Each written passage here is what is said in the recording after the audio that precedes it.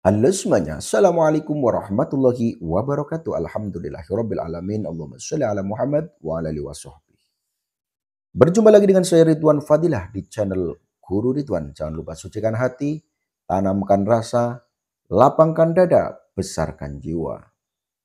Saudaraku dimanapun berada, senasib, seperjuangan, seiman, setakwa, sebangsa, setanah air. Doa saya untuk kalian semuanya, mudah-mudahan kalian semuanya senantiasa diberkahi Allah, dirahmati Allah, diberi kesehatan, diberi umur panjang, umur yang berkah dan manfaat, dan juga dilancarkan rezekinya. Amin ya robbal alamin. Bagi saudaraku yang sedang sakit, saya doakan mudah-mudahan segera sembuh, diangkat penyakitnya, sehingga bisa beraktivitas seperti biasa.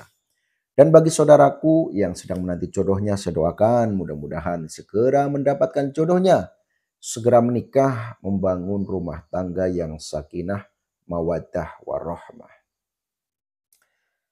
Seperti biasa, pembahasan Sang Kinasih Satur Piningit, ya, tokoh yang sangat fenomenal, tokoh yang sangat terkenal, tokoh yang sangat luar biasa, karena dari segi namanya dan juga sifat-sifatnya tentu saja bisa disikapi dengan makna-makna yang luar biasa, dengan makna secara spiritualis, ya, yang tentunya dari sifat-sifatnya bisa membimbing kita semuanya, membimbing para pecintanya, membimbing para warga yang memang eh, selalu menginginkan kebaikan. Ya, tentu saja tidak hanya dari sifatnya, namun juga dari tingkahnya, dari perjuangannya. Makanya Sang Kinasih Satur Piningit ini sebagai pejuang yang memang sudah ditakdirkan oleh Allah, ya, untuk muncul, namun kemunculannya dirahasiakan kira-kira kapan dan di mana dan apa saja nanti yang akan diperjuangkan.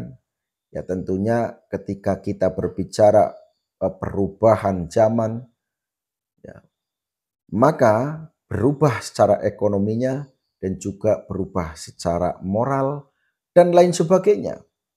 Budi pekerti, akhlak ataupun adab tata krama, ya, dan juga secara finansialnya atau ekonominya, yang misalnya di zaman sekarang ini untuk mencari pekerjaan sulit, mendapatkan rezeki sulit, maka nanti akan ada suatu zaman yang ketika sudah dipimpin oleh Sang Kinasih Satur Piningit, maka keadaan zaman ini akan berubah menjadi zaman yang luar biasa. Makanya biasa disebut dengan zaman kala subah, zaman keemasan. Artinya itu bahasa Siloka, saudaraku ya.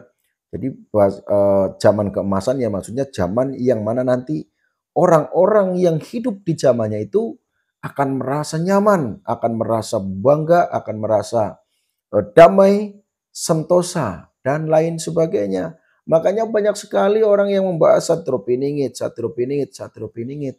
Nah, hanya saja biasa kalau kita berbicara apalagi di media sosial yang ketika nanti didengar oleh orang lain, kemudian ada pendapat dari si A, si B, si A, si B, dan lain sebagainya. Bahkan dari mulai segi namanya juga ada perbedaan, terus sosoknya ada perbedaan, kira-kira Satrio Piningit dengan Imam Mahdi sama atau tidak, dan lain sebagainya. Nah, namun yang paling penting, yang paling inti, kita membahas sikap, membahas sifat, membahas kebaikan daripada atau em, segala hal yang akan dicontohkan, akan dibimbingkan kepada kita, ya, yaitu pengetahuan-pengetahuan yang sudah dimiliki.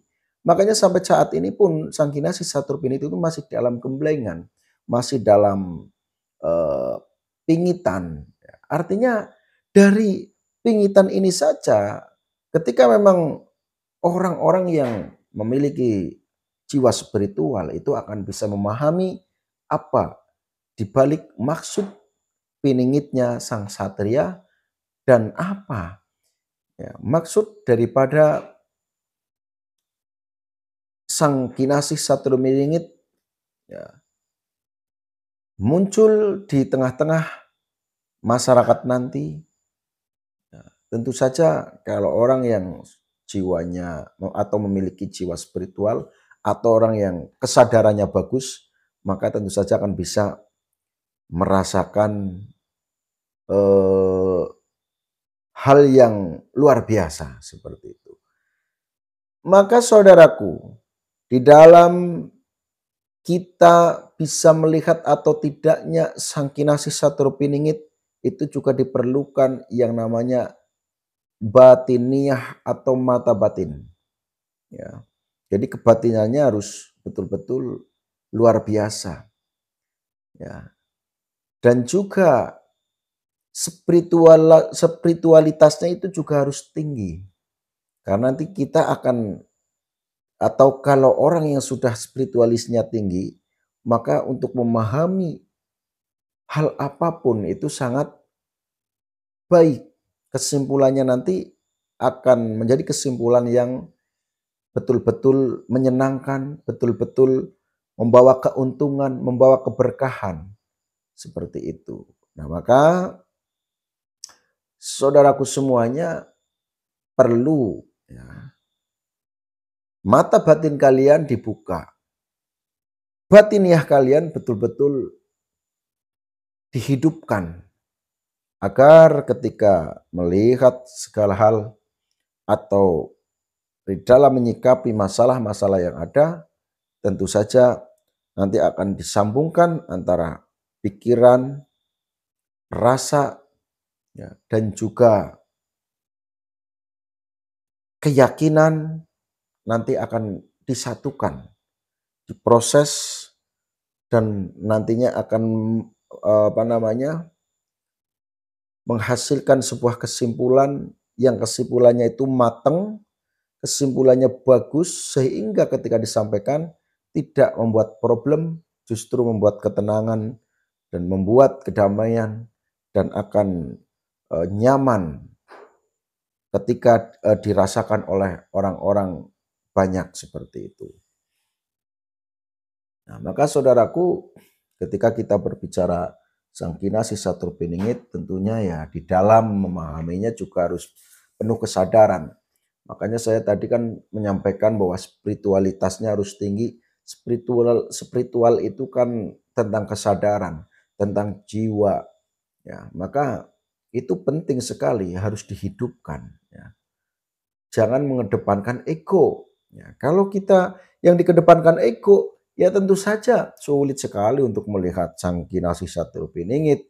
Jangankan sang kinasih Saturniningit, untuk melihat kebenaran pun sulit. Untuk melihat atau menerima kebenaran orang lain sulit. Ya.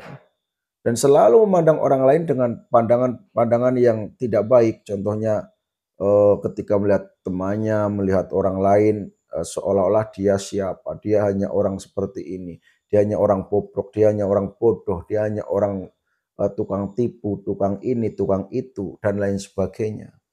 Nah, itu berarti orang-orang yang hatinya masih banyak kotorannya, masih banyak penyakitnya, maka harus dibersihkan dengan air suci. Air di sini bukan berarti air yang semacam buat minum atau buat mandi, itu bukan. Ini hanya bahasa siloka, ya artinya harus dibersihkan dengan adab, dengan tata krama, ya dengan cara mendekatkan diri kepada Allah atau kepada Tuhannya seperti itu. Ya. Jadi sang kinasih Saturniningit itu, ya, saudaraku ya, sebetulnya memiliki pelajaran yang sangat luar biasa. Bahkan ada orang yang selalu mengatakan gini, emang ngapain sih selalu dibahas? Nah, setiap orang yang selalu membahas itu artinya orang yang persiapan. Sehingga ketika nanti ada kejadian ataupun ada apa, orang itu akan sudah siap lah intinya, sudah siap, sudah paham sehingga nanti apa apa yang harus dilakukan, nah, orang itu sudah siap. Jadi tentu saja membahas satu opini itu bukan sesuatu yang jelek, nggak masalah seperti itu. Adapun bahasa-bahasa lain yang dari orang-orang yang tidak suka, orang-orang yang membenci, ya tentu saja ada bahasa-bahasa yang kotor, ada bahasa-bahasa yang tidak enak didengar. Tapi abaikan saja, biarkan saja. Itu kan bagian daripada orang-orang yang tidak suka, kan gitu saja. Tapi kalau orang yang suka, ya tidak mungkin akan menjelek-jelekan, kan seperti itu. Nah, apa yang disampaikan orang yang menjelek-jelekan itu belum tentu benar juga ya. Jadi kadang-kadang hanya dia terlalu pede di dalam menjelekkan orang lain, padahal bisa jadi yang paling jelek adalah orang tadi yang menjelek-jelekkan seperti itu loh.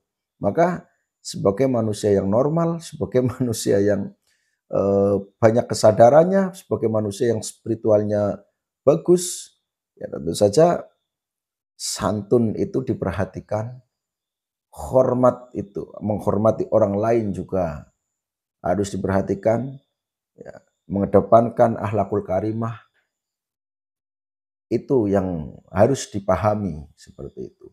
Sebetulnya tentang Sakinah Sisa Turb ini saya pengen sih menyampaikan dengan banyak, cuman kadang-kadang kalau Allah belum mengizinkan, itu kadang apa yang sudah saya rancang akan saya sampaikan di dalam menyikapi Sakinah Sisa Turb Piningit yang nanti keterangannya akan menghasilkan sebuah pendidikan, sebuah wejangan, sebuah nasihat, kadang-kadang lupa, kadang-kadang hilang, ya. Nah, maka akhirnya ya nanti yang disampaikan hanya apa adanya saja. Padahal sebetulnya ada hal-hal yang menarik, ya. Nah, kalaupun ada orang yang tidak percaya, ada orang yang mengatakan itu hanya mitos, itu hanya dongeng dan sebagainya.